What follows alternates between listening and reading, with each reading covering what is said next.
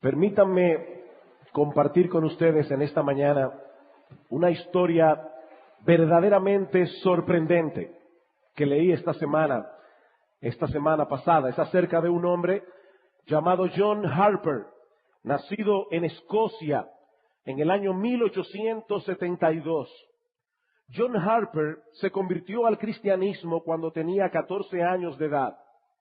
Y de inmediato este jovencito comenzó a manifestar una pasión poco común de compartir el evangelio con los demás. Una pasión que lo siguió a lo largo de toda su vida. A los 17 años de edad comenzó a predicar la palabra de Dios en las calles, en las esquinas de la villa escocesa donde vivía, llamando a los hombres al arrepentimiento y a la fe. Durante 5 o 6 años se mantuvo trabajando de día en un molino para poder sostenerse económicamente y el resto del tiempo predicando la palabra de Dios. Hasta que un pastor bautista londinense lo vio, lo tomó bajo su cuidado y de esa manera John Harper pudo dedicarse por entero a la predicación de la palabra. Durante ese tiempo, a los 24 años de edad, John Harper comenzó a pastorear su propia iglesia. Tenía solamente 25 miembros en el inicio. 13 años después, la membresía pasaba a los 500 miembros. John Harper se casó, tuvo una hija a la que le pusieron como nombre Nana Harper, pero siendo la niña todavía muy pequeña, la esposa de John Harper murió. Su celo evangelístico era tan evidente, tan reconocido, que la iglesia de Moody en Chicago lo invitó a viajar a los Estados Unidos en 2 ocasiones para predicar la palabra en la iglesia de Moody. Y fue precisamente en ese segundo viaje que sucedió el incidente que yo quisiera compartir con ustedes en esta mañana, el cual ha sido conocido en parte por el testimonio de Nana Harper, que en ese tiempo tenía 6 años de edad, pero vivió hasta el año 1986. Murió a los 80 años.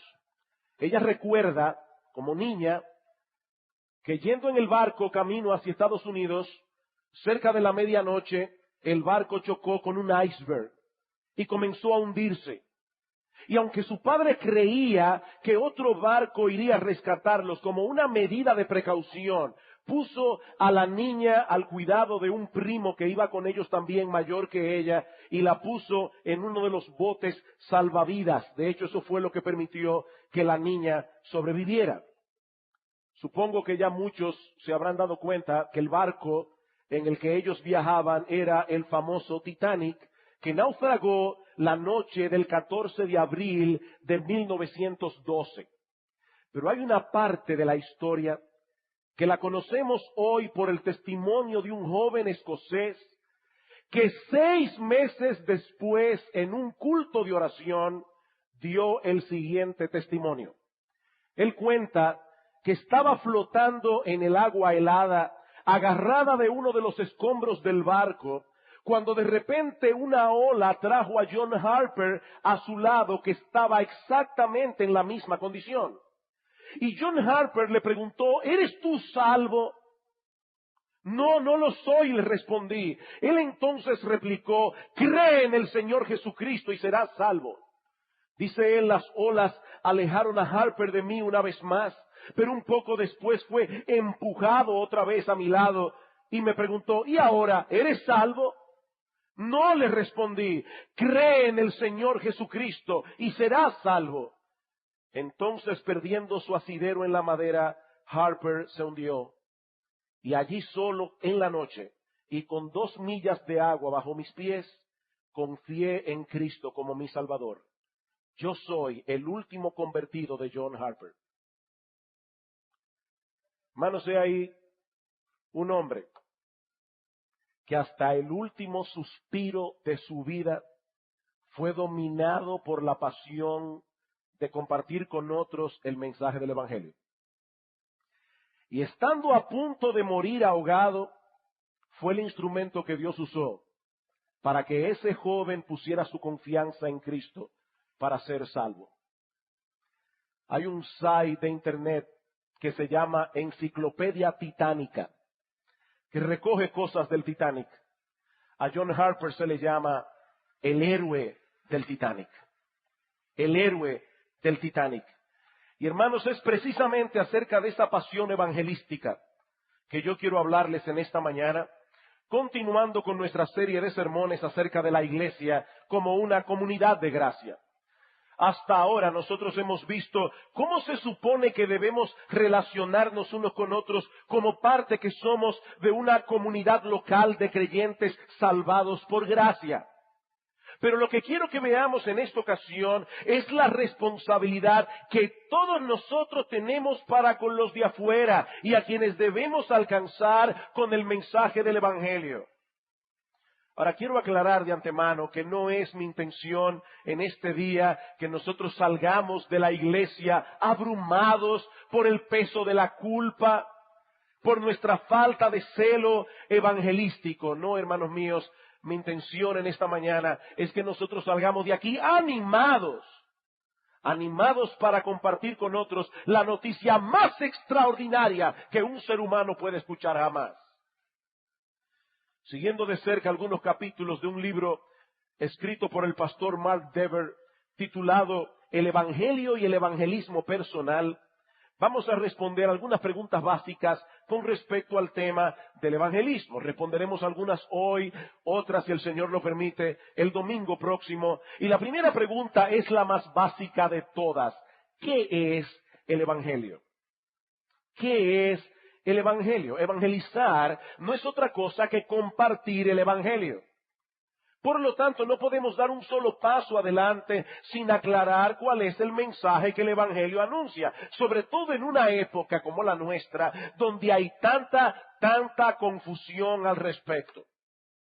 Esta semana pasada estaba oyendo en la radio a un individuo hablar y me preguntaba, ¿será este individuo cristiano?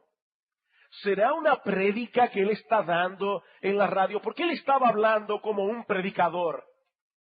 Y hablaba acerca de el oro que todos nosotros tenemos dentro, pero que no nos damos cuenta. Todo ese potencial que está dentro de nuestro corazón, pero hundido bajo muchos escombros, el escombro del prejuicio, el escombro de personas que no han confiado en nosotros, que nos han dicho que nosotros no servimos para nada, y lo que este hombre estaba tratando de hacer era quitar todos los escombros para que todo ese oro que tú tienes dentro salga a relucir. Increíblemente, sí era un predicador y hasta tenía un texto bíblico. Filipenses capítulo 3, versículo 14, olvidando ciertamente lo que queda atrás y extendiéndome a lo que está delante, prosigo a la meta, al premio del supremo llamamiento de Dios en Cristo Jesús. Pero el apóstol Pablo está hablando en ese texto del enorme potencial que todos nosotros tenemos dentro. Por supuesto que no. El evangelio no es ese tipo de terapia religiosa que pretende ayudar a los hombres a hacerlos sentir mejor consigo mismos. De hecho, el mensaje del evangelio pretende hacer exactamente todo lo contrario. Todo lo contrario.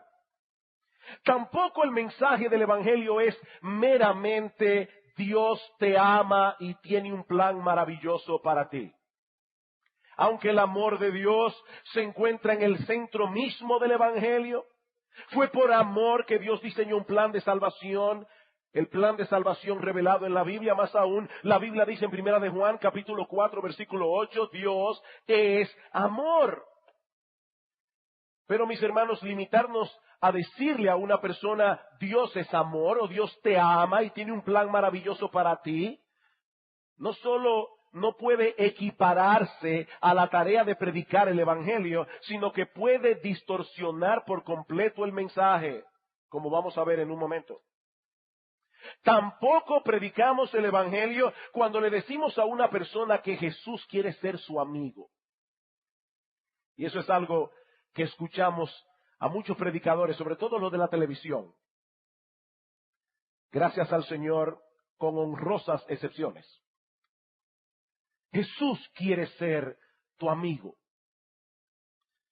Como he dicho muchas veces, hay predicadores que presentan a Cristo como una especie de psiquiatra todopoderoso combinado con el genio de la lámpara de Aladino. Pero ese no es el Jesús que la Biblia enseña. Y ciertamente no hay nada más grandioso, no hay nada más extraordinario, no hay nada más maravilloso que tener a Jesús como nuestro amigo, pero el mensaje del Evangelio es mucho más que eso. Cristo no vino al mundo primariamente para resolver nuestros problemas familiares. Cristo no vino al mundo primariamente para ayudar a aquellos que sienten un vacío en su interior. Hace unos meses atrás estaba hablando con un joven en la oficina acerca de compartir el Evangelio con sus amigos en la universidad. Y por algo que él me dijo, yo le decía que nosotros debemos evitar ese tipo de evangelismo que se enfoca en los sentimientos subjetivos del corazón. Escuchen cómo algunas personas dan testimonio de su conversión a Cristo. Antes estaba vacío. Me sentía que me faltaba algo. Pero entonces conocí a Jesús y todas las cosas cayeron en su lugar. Mis hermanos, este tipo de mensajes pierde de vista el verdadero problema que Cristo vino a resolver. Aparte de que no funciona con todo el mundo. Ese tipo de mensajes no funciona con todo el mundo. Algunas personas son tan superficiales que ellos no perciben el vacío que tienen en el corazón. Y tienen un vacío, pero no lo perciben. Son personas superficiales, no profundizan ni siquiera en su propio corazón. Ellos sienten que su vida está llena siempre que tengan un bonche al cual asistir el fin de semana. Y tú le dices, yo antes me sentía vacío. Y él te dice, yo sí, no. Yo me siento perfectamente bien conmigo mismo. ¿Qué es entonces el Evangelio? Bueno, el Evangelio es la mejor y más extraordinaria noticia que un ser humano pueda escuchar jamás, pero comienza con la peor y más terrible de las noticias que un ser humano pueda escuchar jamás. Escuchen lo que dije. La palabra evangelio significa buena noticia. Y yo estoy diciendo que el evangelio es la mejor y más extraordinaria noticia que un ser humano puede escuchar jamás. Pero esa noticia tiene como punto de partida la peor y más terrible de las noticias que un ser humano puede escuchar jamás. Y si no tomamos la mala noticia como punto de partida, no tiene caso predicar el evangelio. ¿Cuál es la mala noticia? Que todos nosotros, criaturas del Dios Altísimo, nos hemos rebelado contra nuestro Creador, violando su ley en incontables ocasiones. Y Dios, que es perfectamente santo, perfectamente justo, no puede pasar por alto nuestras transgresiones. A cada uno le dará lo que merece. Esa es la mala noticia.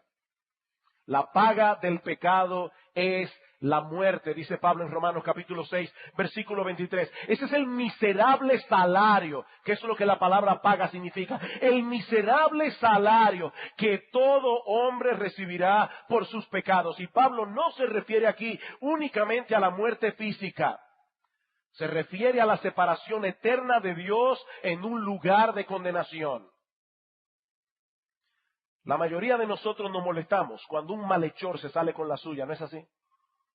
No siente una molestia en el corazón. Cuando uno ve que las personas pueden violar la ley impunemente. En nuestro ser interior hay algo que clama por justicia. Hay algo que nos dice que ese acto de maldad no puede quedar impune. Sobre todo cuando nosotros somos los agraviados. Hay un programa de televisión que se llama algo así como en español sería Casos no resueltos.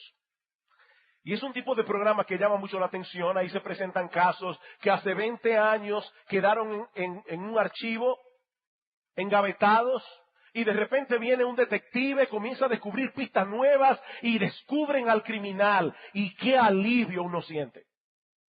¡Qué alivio uno siente! El criminal fue atrapado, fue condenado. Hay un sentido de justicia en el corazón. La pregunta mía es, ¿de dónde viene ese sentido de justicia? Porque saben una cosa, mis amados hermanos, todos nosotros, y lo sabemos por experiencia, somos injustos. Nosotros queremos que sean justos con los demás. A nosotros queremos que nos traten con misericordia. El hombre no es justo por naturaleza. ¿De dónde nos viene ese clamor interior por justicia? Del hecho de que fuimos creados a la imagen de Dios. Nosotros fuimos creados a la imagen de un Dios justo, ante el cual tendremos que presentarnos algún día para ser juzgados. Y déjenme decirles algo, ya de antemano la Biblia nos revela que ningún ser humano saldrá bien parado en ese juicio, si pretende ampararse en su propia justicia. Ningún ser humano. La Biblia dice, no hay justo ni aún uno, y tú no eres la excepción. No hay justo ni aún uno, no hay quien haga lo bueno, no hay ni siquiera uno. Escuchen lo que dice Santiago al respecto en una de las cartas del Nuevo Testamento. Porque cualquiera que guardare toda la ley, pero ofendiere en un punto, se hace culpable de todos. La ley es como una cadena.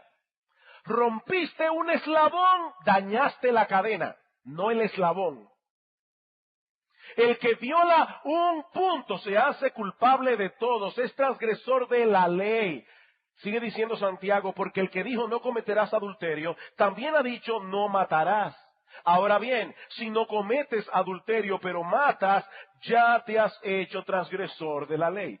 Noten cuál es el argumento de Santiago en este pasaje. Él está presentando el pecado no meramente como una ofensa a un código de conducta moral, no. Él está presentando el pecado como una ofensa contra Dios. El que dijo no cometerás adulterio fue el mismo que dijo no matarás. ¿Y quién fue ese que dijo esas cosas? Dios. De manera que el asunto no es, ¿cuál fue la cápite de la ley que tú violaste? Ah, bueno, fue una mentirita blanca. Y una mentirita blanca no puede recibir el mismo castigo que un homicidio. No, mi amigo, como bien señala Mark Dever, el punto que Santiago está haciendo es que las leyes de Dios no son meros estatutos externos aprobados por una especie de congreso en los cielos y los cuales Dios ratifica. No, la ley de Dios es la expresión del propio carácter de Dios. De manera que quebrantar esa ley, vivir contra ella, es vivir contra Dios mismo. Es vivir contra Dios mismo. Por eso es que el pecado merece una condena infinita, porque es un atentado contra el Dios infinito. Lo hemos dicho muchas veces, lo voy a repetir. Aún la justicia humana, cuando tiene que castigar una ofensa criminal, no toma en cuenta el acto pecaminoso en sí, el crimen en sí, sino la dignidad de la persona que es dañada en el crimen. No es lo mismo matar una cucaracha que matar a un perro que es la mascota de alguien. Por más que la Sociedad Protectora de Animales el otro día le echó un boche en buen dominicano al presidente Obama porque se atrevió en público, en televisión, a asesinar una mosca que lo estaba molestando. Y de inmediato le mandaron una carta de protesta con un aparatico que es capaz de tomar a los insectos pequeños vivos para que uno pueda sacarlo de sus casas vivos. Y así no lo molesten y uno no mata a la criatura. No es lo mismo matar una mosca que matar a un perro con el que tú te has encariñado. No es lo mismo matar a un perro por más cariño que le tengas que matar a un ser humano. Es la dignidad de la persona ofendida lo que determina el castigo. Y cuando nosotros pecamos, estamos pecando contra un Dios infinito. Ese es el problema. Por eso es que cada pecado que nosotros cometemos contra Dios merece un castigo infinito en el infierno. Esa es la mala noticia. Esa es la mala noticia. Pero ahí es precisamente donde entra en juego el glorioso mensaje del Evangelio. Ese Dios perfectamente justo, perfectamente santo, también es perfectamente bueno, también es perfectamente compasivo. Y para resolver ese gran problema que el hombre tiene por causa de sus transgresiones, sin pasar por alto su justicia, Dios envió a alguien de valor infinito para que pagara a él nuestra deuda sufriendo en nuestro lugar. Sufriendo la condenación que nosotros merecemos. Fue por eso que Cristo se hizo hombre. La segunda persona de la Trinidad tomó para sí una naturaleza humana semejante en todo a la nuestra, pero sin pecado. Jesús cumplió a la perfección la ley de Dios y a pesar de eso, siendo inocente, murió en una cruz para poder redimir a pecadores culpables. 3 días más tarde se levantó de la tumba testificando Dios que estaba plenamente satisfecho con el sacrificio que Jesús había hecho. Nuestras transgresiones no quedaron impunes. Y es en base a esa obra perfecta de redención llevada a cabo por Cristo en la cruz del Calvario que ahora el Evangelio anuncia salvación en Cristo, perdón de los pecados, el don de la vida eterna únicamente por gracia por medio de la fe. ¡Qué mensaje! ¡Qué mensaje! Esa es la esencia del mensaje que el Evangelio anuncia, el mensaje que debemos comunicar a los pecadores para que puedan ser salvos. Como ven, no es un mensaje complicado que solamente unos cuantos privilegiados pueden entender y pueden predicar. Pedro lo resume en estas palabras: el justo murió por los injustos. Es ahí el Evangelio. El justo murió por los injustos. O si queremos verlo un poquito más amplio, Pablo dice en 2 Corintios capítulo 5 versículo 21, a ese Cristo que no conoció pecado por nosotros, Dios a él lo hizo pecado para que nosotros ahora fuésemos hecho justicia de Dios en él. ¡Qué gran amor! ¡Qué gran amor! Pero ahora debemos responder otra pregunta. ¿Quiénes son los que tienen la responsabilidad de comunicar a otros ese mensaje del Evangelio? En otras palabras, ¿quiénes deben evangelizar? Nadie cuestiona el hecho de que la iglesia tiene la responsabilidad de propagar el mensaje del Evangelio en todo el mundo, porque esa fue la orden expresa de nuestro Señor antes de ascender a los cielos. Dice en Mateo capítulo 28, versículo 19, id y haced discípulos a todas las naciones, bautizándolos en el nombre del Padre y del Hijo y del Espíritu Santo.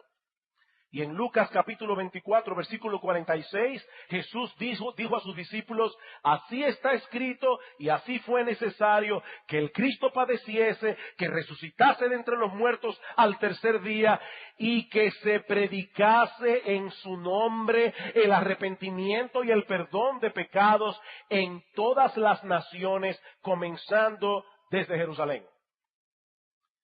Y eso es precisamente lo que nosotros encontramos en el libro de los Hechos. Una y otra vez, Lucas reseña el esfuerzo de la iglesia en sus primeros años por llevar el Evangelio hasta lo último de la tierra y el impacto que ese esfuerzo evangelístico produjo tanto en Asia como en Europa. Se calcula que al final del siglo I, el 10% de la población del Imperio Romano profesaba ser cristiana. Piensen en eso. El 10% de la población que comprendía el Imperio Romano profesaba ser creyente. Ahora la pregunta sigue en pie. ¿Quiénes debían llevar a cabo esta tarea? ¿Es esta una responsabilidad únicamente de los pastores? ¿De personas que son profesionales en el Evangelio? Uno escucha muchas veces que viene al país el evangelista tal, y a uno le da la impresión de que el individuo es un profesional en el Evangelio. ¿Es el evangelismo una responsabilidad únicamente de los pastores, únicamente de aquellos individuos en la iglesia que tienen un don especial del Espíritu Santo para evangelizar? ¿O Cristo espera que todos los suyos se envuelvan de una manera u otra en el cumplimiento de la gran comisión? Bueno, mis hermanos, la respuesta a esta pregunta no es difícil de encontrar en el Nuevo Testamento. En el libro de los Hechos, Nosotros vemos en el capítulo 2 que en el día de Pentecostés el Espíritu Santo cayó sobre todos los discípulos, no solamente sobre los apóstoles. ¿Y eso qué significa? Muchas veces nosotros leemos Pentecostés y vemos la venida del Espíritu Santo y cómo fue derramado en lenguas de fuego sobre los apóstoles y sobre los discípulos. Y perdemos de vista el significado de ese derramamiento. En el Antiguo Testamento, cuando el Espíritu Santo se derramaba sobre una persona, era para capacitarlo para el oficio profético. Se derrama el Espíritu Santo para capacitar a una persona para predicar la palabra. Hay una conexión entre el derramamiento del Espíritu y la predicación del Evangelio. Vamos a Hechos capítulo 1. Hechos capítulo 1. Versículo 6. Entonces los que se habían reunido le preguntaron diciendo: Señor, ¿restaurarás el reino a Israel en este tiempo? Y les dijo: no os toca a vosotros saber los tiempos o las sazones que el Padre puso en su sola potestad, pero recibiréis poder cuando haya venido sobre vosotros el Espíritu Santo, y me seréis testigos en Jerusalén, en toda Judea, en Samaria y hasta lo último de la tierra. Indudablemente, eso se cumplió en la vida de los apóstoles, pero solamente en la vida de ellos. Vamos a Hechos capítulo 8. Hechos capítulo 8. Aquí tenemos la primera persecución de los cristianos levantada precisamente por Saulo de Tarso, aquel que vendría a ser conocido como el gran apóstol Pablo. Y dice en el versículo 1, y Saulo consentía en su muerte, en la muerte de Esteban. En aquel día hubo una gran persecución contra la iglesia que estaba en Jerusalén. Y todos fueron esparcidos por las tierras de Judea y de Samaria, excepto los apóstoles. Todos fueron esparcidos, menos los apóstoles. Versículo 4. Pero los que fueron esparcidos iban por todas partes anunciando el Evangelio. Hechos capítulo 11. Lucas ahí nos narra cosas que sucedieron en el ínterin, pero luego en el capítulo 11 retoma la historia de esos que fueron esparcidos. Y dice en el versículo 19, ahora bien, los que habían sido esparcidos a causa de la persecución que hubo con motivo de Esteban, pasaron hasta Fenicia, Chipre y Antioquía, no hablando a nadie la palabra, sino solo a los judíos. Pero había entre ellos unos varones de Chipre y de Cirene, los cuales, cuando entraron en Antioquía, hablaron también a los griegos, anunciando el evangelio del Señor Jesús. Y la mano del Señor estaba con ellos, y gran número creyó y se convirtió al Señor. Mi hermano, tal vez tú te sientes débil en cuanto a tus capacidades. Y dices: yo no puedo predicar el evangelio como fulano lo predica, o como la hermana tal lo predica. Mi hermano, mi hermana, esa capacidad la da el Señor. Quizás tú no vas a poder predicar como otros predican, pero tú puedes compartir el mensaje del evangelio. Todos tenemos esa responsabilidad de compartir el mensaje. Esta es la enseñanza clara del resto del Nuevo Testamento. Vamos a Primera de Pedro capítulo 3. Primera de Pedro capítulo 3. El apóstol Pedro está advirtiendo aquí a la iglesia de una tremenda persecución que ya se estaba percibiendo, pero que sería peor en el futuro. La persecución de Nerón, cuando Roma fue quemada. Y ahora Pedro le dice a los cristianos, en sentido general, versículo 14, mas también si alguna cosa padecéis por causa de la justicia, bienaventurados sois. Por tanto, no os amedrentéis por temor de ellos, ni os conturbéis, sino santificad a Dios el Señor en vuestros corazones, y estad siempre preparados para presentar defensa con mansedumbre y reverencia ante todo el que os demande razón de la esperanza que hay en vosotros. Hermanos, todos los cristianos, de una forma u otra, vamos a sufrir por causa del Evangelio. Aparte de que nosotros vivimos en un mundo injusto. Y muchas veces se van a cometer injusticias contra nosotros. ¿Saben lo que Pedro está diciendo aquí? Que esas son oportunidades de oro para predicar el Evangelio. Oportunidades de oro para mostrar que aún en medio de la persecución, en medio de la injusticia, los cristianos no reaccionamos como los impíos reaccionan. Leí en estos días una historia que me llamó muchísimo la atención, una historia verídica de un esclavo en la época de la esclavitud en los Estados Unidos, llamado Smith, en Richmond, Virginia. Este individuo estaba bajo la tutela de un amo perverso, que no solamente golpeaba a Smith continuamente, sobre todo porque este hombre era creyente y predicaba el evangelio a los demás esclavos y el amo no quería que lo hiciera, sino que lo separó por décadas de su esposa Fanny y de sus hijos. Unos años más tarde, Smith fue vendido a otro amo de esclavos.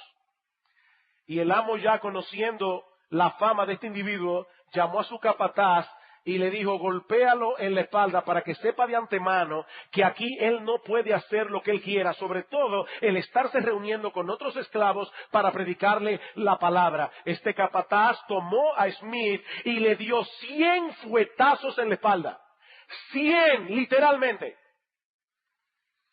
En la noche, ese capataz oyó a Smith orándole al Señor que tuviera misericordia de ese hombre y que lo perdonara. Y eso conmovió de tal manera su corazón que el capataz le pidió perdón al esclavo y después incluso lo ayudó a escapar. No sé si llegó a convertirse al cristianismo, pero una cosa es clara: el testimonio de ese creyente que siguió los pasos de Jesús, quien cuando le maldecían no respondía con maldición. Cuando lo amenazaban, él no amenazaba de vuelta, sino que encomendaba su causa al que juzga justamente. Mis hermanos, ¿acaso no se supone que todos los cristianos debemos seguir el ejemplo de nuestro Señor? Y de Cristo no solamente se dice que Él encomendaba su causa al que juzga justamente. Hay algo todavía más importante. De Cristo dice la Biblia que Él vino a buscar y a salvar lo que se había perdido. Él vino a buscar y a salvar lo que se había perdido. Seguir el ejemplo de Cristo debe movernos a hacer exactamente lo mismo. En cierta ocasión alguien le preguntó al Señor: Señor, ¿cuál es el mandamiento más importante en la ley? Y Cristo le dijo: amarás al Señor tu Dios con todo tu corazón, con toda tu alma, con toda tu mente, con todas tus fuerzas. Y el segundo es semejante: amarás a tu prójimo como a ti mismo.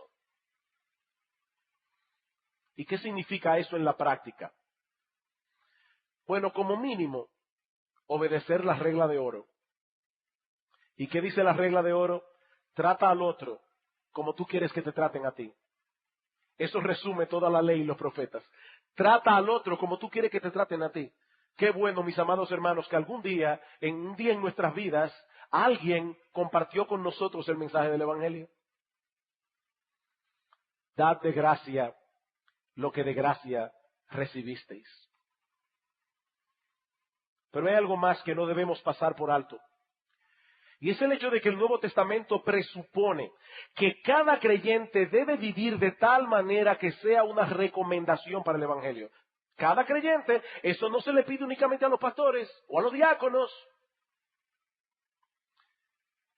Es en ese contexto que Cristo manda a sus discípulos a que se amen unos a otros. Juan capítulo 13, versículo 34. Un mandamiento nuevo os doy, que os améis unos a otros como yo os he amado. Y que sigue diciendo ese texto: en esto conocerán todos que sois mis discípulos, si tuviereis amor los unos por los otros. No los pastores hacia las ovejas, los unos por los otros.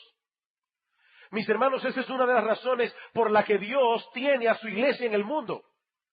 Algunos creyentes parecen anhelar que el plan de salvación fuera un poco diferente, que uno se convirtiera, todos los pecados le fueran perdonados, ahí mismo nos dan el don de la vida eterna y nos vamos para el cielo. Y ya, resolvimos todos nuestros problemas. No más enfermedad, no más traición, no más infidelidad, no más dolor, no más burla por causa de Cristo. No, mi hermano, ese no es el plan de Dios. El plan de Dios es salvar a hombres y a mujeres y dejarlos aquí, para que sean un testimonio de Él en un mundo pecador. Dice Mark Dever, cada cristiano tiene la responsabilidad de hacer visible el evangelio del Dios invisible. El amor de Dios de una forma suprema debe ser revelado en la iglesia. Y aquí es precisamente donde entra en juego el hecho de que somos una comunidad de gracia. Algunos pueden a veces estarse pensando, ¿qué tiene que ver este tema con la serie general? ¿Por qué en un tema donde estamos tratando la iglesia como una comunidad de gracia, hoy estamos hablando de evangelismo? Mis hermanos, por una sencilla razón, nosotros no existimos como iglesia para nosotros mismos. Esta comunidad de gracia y todas las comunidades de gracia que Dios tiene esparcidas en el mundo entero tienen como propósito hacer visible al Dios invisible.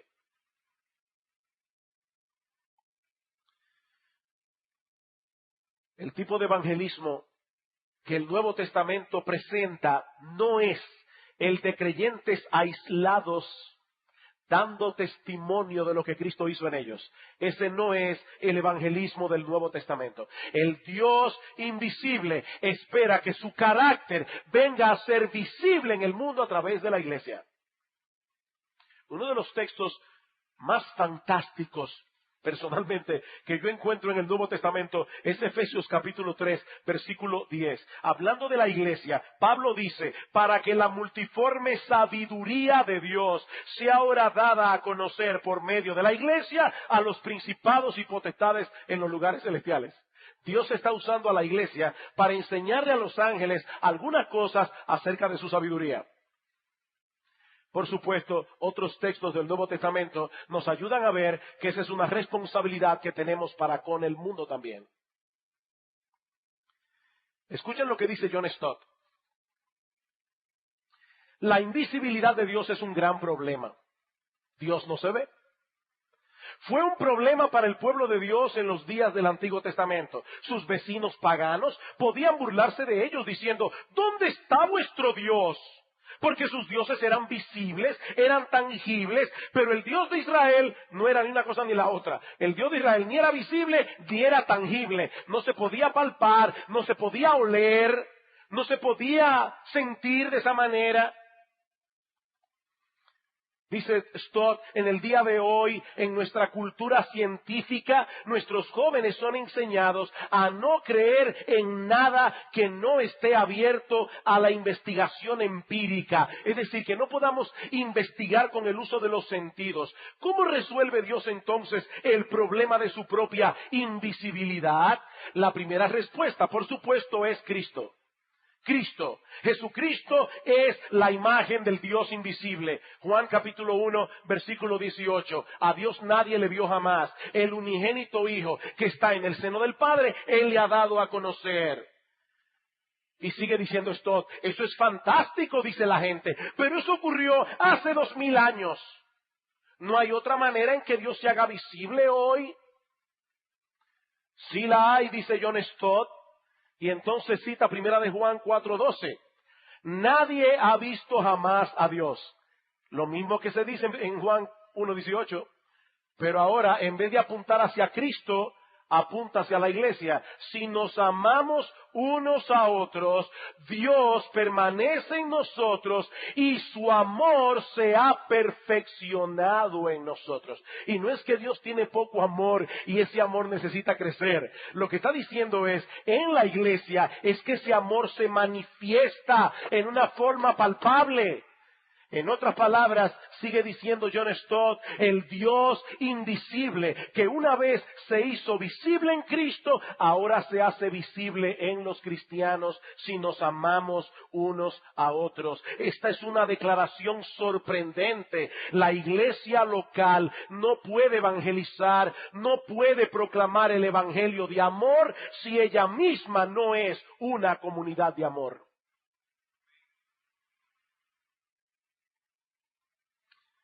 Hermanos, nosotros debemos proclamar el mensaje del evangelio, pero esa proclamación será eficaz en la misma medida en que nosotros seamos capaces de concretar ese mensaje a los ojos del mundo a través de la iglesia, que es el cuerpo de Cristo. Tenía un profesor en el seminario y yo visité la iglesia que él pastoreaba en más de una ocasión. Y él decía, cuando yo invito a un incrédulo a venir a la iglesia, le digo, ven que te voy a mostrar el cuerpo de Cristo. Y a veces algunos reaccionaban diciendo, pero ustedes no son católicos. Ustedes no dan la hostia. Y en la hostia, supuestamente es que se materializa el cuerpo de Cristo. Él le dice, no. Es otro cuerpo, el de Cristo que yo te voy a mostrar. Míralo ahí. He ahí el cuerpo de Cristo. He ahí el cuerpo de Cristo. Hermanos, ¿de qué se trata el mensaje del Evangelio? Del hecho de que Dios amó gratuitamente al mundo con un amor tan grande que estuvo dispuesto a pagar Él mismo la deuda del pecador. Ese es el mensaje. Es obvio entonces que nuestro mensaje solo puede ser eficazmente proclamado en un contexto de santidad y amor. En un contexto de santidad y amor. Cristo vino al mundo porque Dios no toma a la ligera el pecado. Pues nosotros tampoco. Santiago 1:26, la religión pura y sin mácula es esta: visitar a los huérfanos y a las viudas en sus tribulaciones y guardarse sin mancha del mundo. Santidad y amor. Santidad y amor. Nosotros debemos mostrar en una forma concreta ese gran amor que hizo posible la redención. Hermanos, cuando los cristianos nos servimos unos a otros sacrificialmente, estamos mostrando al mundo el amor de Dios. Cuando le servimos a los incrédulos sacrificialmente, estamos mostrándoles el amor de Dios. La semana que viene vamos a ver cómo evangelizar.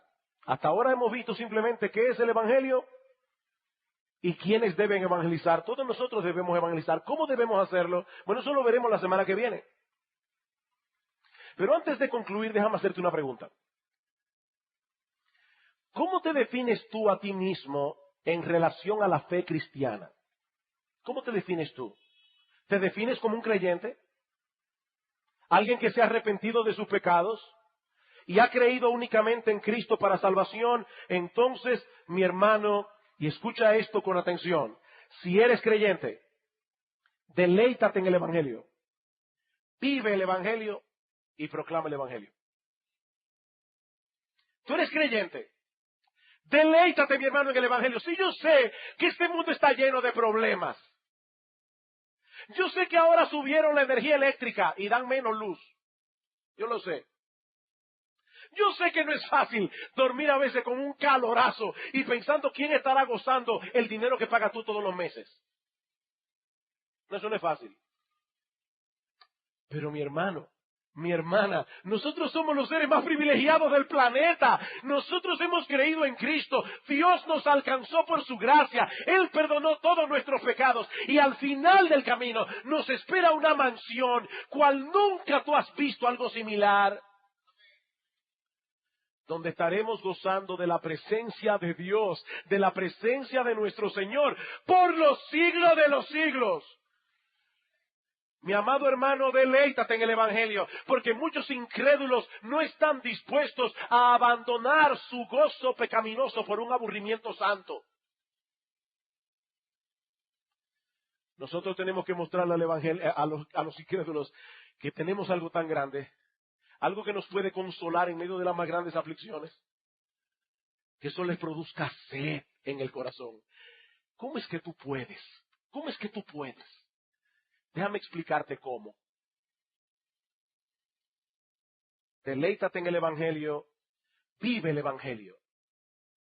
Vive el evangelio. Voy a poner un ejemplo muy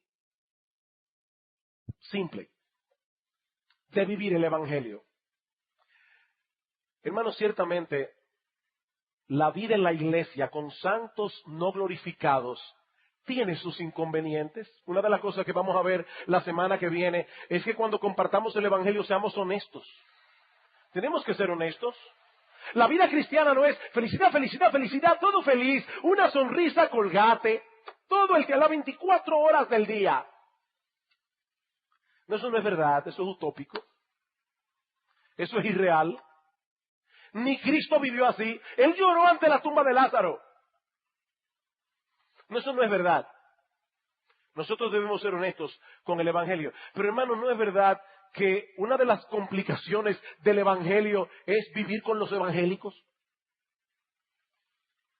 Tú no quieres tener problema, aíslate de todo el mundo y te aseguro que no vas a tener ningún problema. Buena verja hace buenos vecinos. Ahora, buena verja no hace buenos cristianos. Y cuando seas ofendido en la iglesia, ¿sabes qué es eso? Dios que todo lo controla, Dios que es soberano, está permitiéndote a ti concretar el evangelio ante los ojos del mundo y de la iglesia, perdonando. Porque el evangelio es un mensaje de perdón. El evangelio es un mensaje de perdón. Vive el evangelio. Se cometió una injusticia contra ti. Y ahí está el creyente con su bandera, reclamando sus derechos. ¡Pah! Cuando Cristo decía, Padre, perdónalos, ellos no saben lo que hacen. Vive el evangelio. Vive el evangelio. Y yo te aseguro que tu vida va a ser tan revolucionaria. ¿Tú quieres ser revolucionario? ¿Tú quieres ser rosca izquierda en este mundo? Haz la cosa correctamente porque la gente lo hace al revés. Y tú vas a ser revolucionario. Y vas a levantar preguntas. Y cuando te pregunten, entonces estad siempre preparado para presentar defensa con mansedumbre y reverencia ante todo aquel que demande razón de la esperanza que hay en nosotros. Déjame explicarte por qué yo vivo así.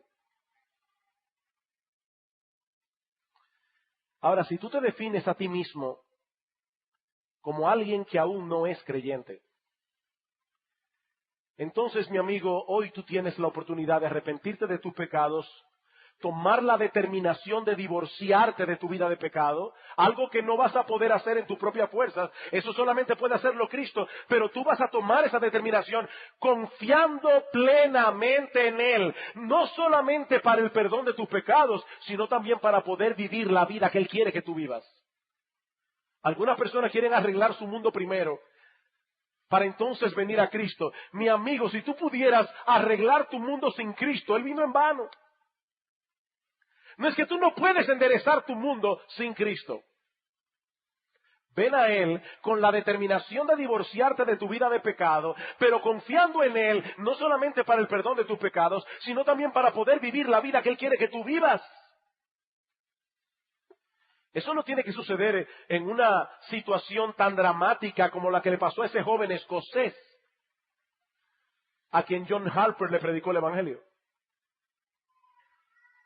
No, de la misma manera, mi amigo, que las olas empujaron a John Harper al lado de ese joven para que le diera el mensaje de salvación y él se convirtiera, esa misma providencia divina, quizás sin cosas tan extraordinarias, te empujaron a venir a esta iglesia hoy para escuchar este mensaje de salvación, para que puedas ser salvo. Quiere el Señor que no desperdicies la oportunidad que nuestro Dios de toda misericordia te está ofreciendo hoy. La puerta de la salvación está abierta para ti. Pero no lo olvides, no lo olvides, esa oferta caduca. Y lo más terrible es que la fecha de expiración no está escrita. Este puede ser tu último sermón. Este puede ser mi último sermón. La oferta caduca. Pero el hecho de que estés aquí en esta mañana quiere decir que no ha caducado para ti. No desperdicies el don de Dios que Él te ofrece por gracia en la persona de Cristo. Vamos a orar.